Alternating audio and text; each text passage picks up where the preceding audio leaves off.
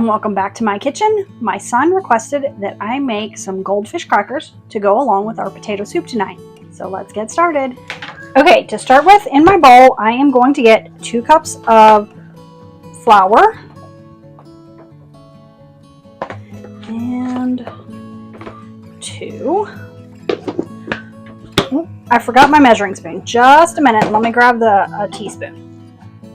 Okay, I've got my measuring spoon here. I want about 1/4 a teaspoon of baking powder. I don't want these crackers to puff up too much, just a little bit. Let's see. I forgot. Hold on, I'll be back. Got myself all confused there for a minute. I needed a spoon so I can kind of just whisk this together. And now I am going to take, we want about a teaspoon of salt. What are you doing, bud? What are you tearing up in there?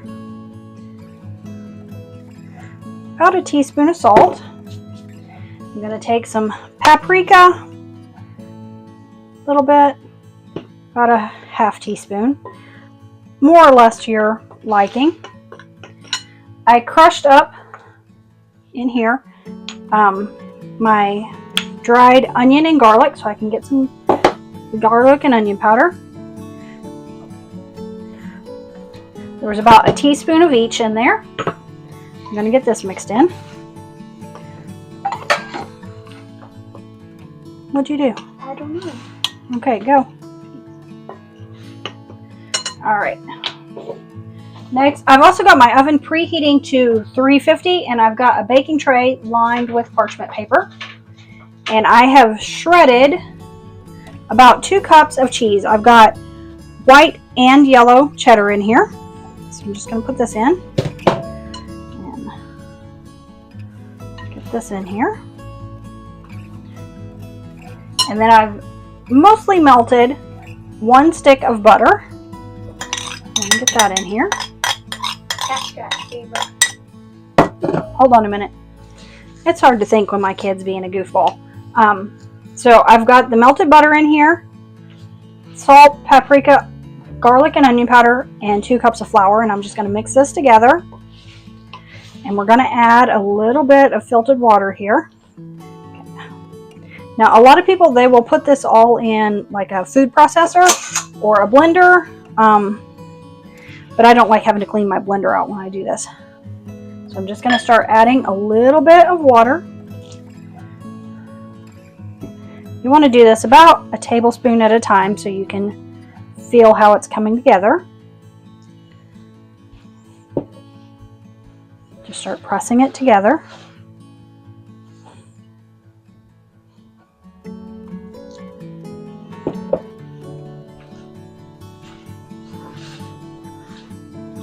Now, a lot of times when I do this recipe, instead of using water, my extra liquid will come from sourdough discard.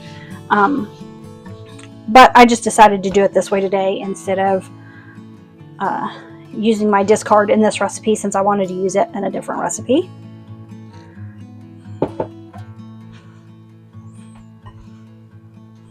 And the great thing about crackers is you can put whatever seasoning you like in there. You can make them taste any way you want. Okay, this dough is starting to come together. See how it's starting to clump when I press it? It needs just a tiny bit more water down here in the bottom, not much. All right, that's working together really well.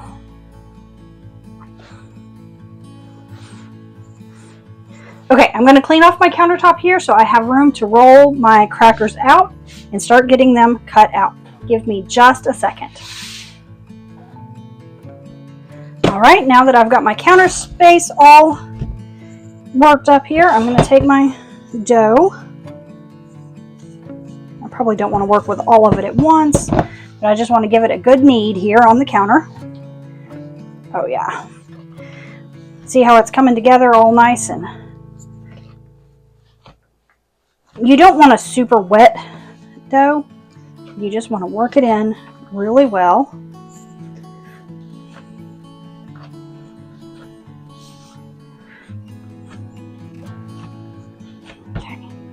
I'm actually going to only work with about half of this at the moment, so I'm going to put part of it back in the bowl. I'll throw a towel over that to keep it nice and dry, and then I'll set this out of the way.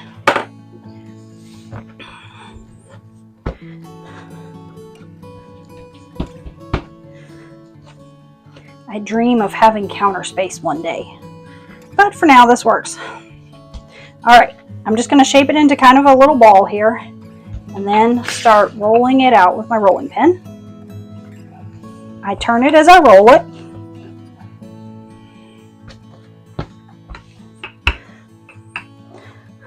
Now I don't necessarily put any flour down because this dough is not a very sticky dough.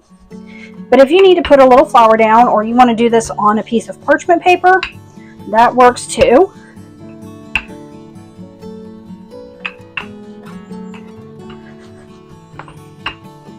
I'm just going to if I keep it in a square or a rectangle, it's just a little easier with my cracker cutter.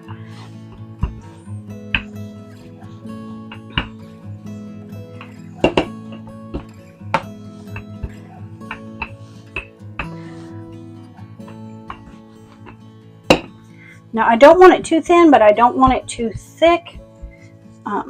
These crackers are going to puff a little bit as they bake, but I don't want them puffing too much. I want them a little bit crispy. So we have really been enjoying our Goldfish cutter. Been having to make a lot of crackers. My son's been requesting them quite often. So I'm just going to push down, give it a little wiggle, pull the edge dough away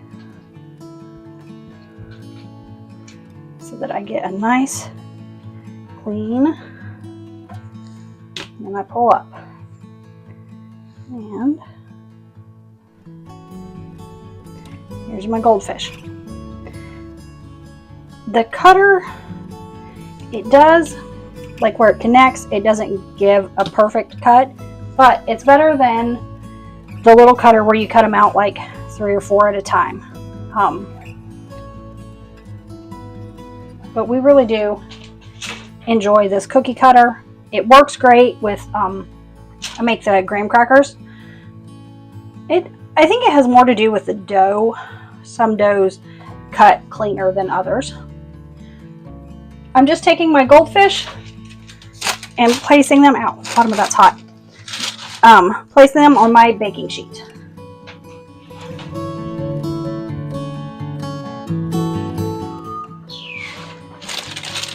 While these are baking up, I'm going to bake them for about 10 to 12 minutes at 350 degrees. And while they're baking, I will finish cutting up more crackers. Okay, I just pulled this pan from the oven. I've kind of shuffled them around. I let them bake for 12 minutes. And they're this lovely little Goldfish. Kind of puffed up, so they kind of lost their shape a little bit. But, I don't know if you can see that. They're so tasty and crunchy and good. And I will add these to my cool rack, and then I've got more here on the counter so I can get more baking. But these just are a tasty little snack. They'll go great with our soup tonight. And my son, like I said, he eats them.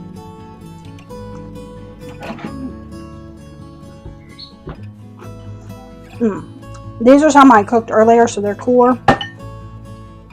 These ones have more of a crunch.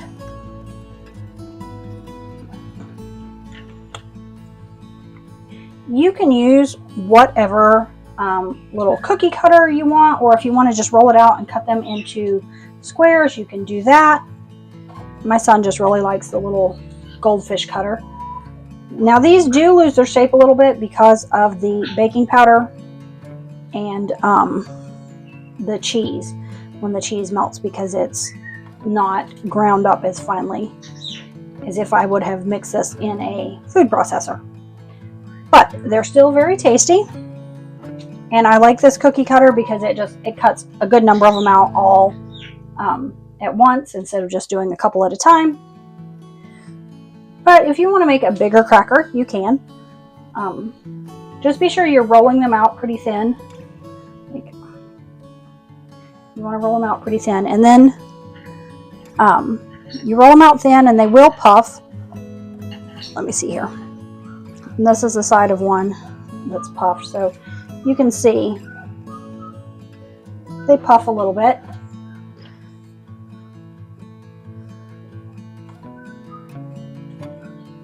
But yeah, just use whatever shape you want to make your cracker in.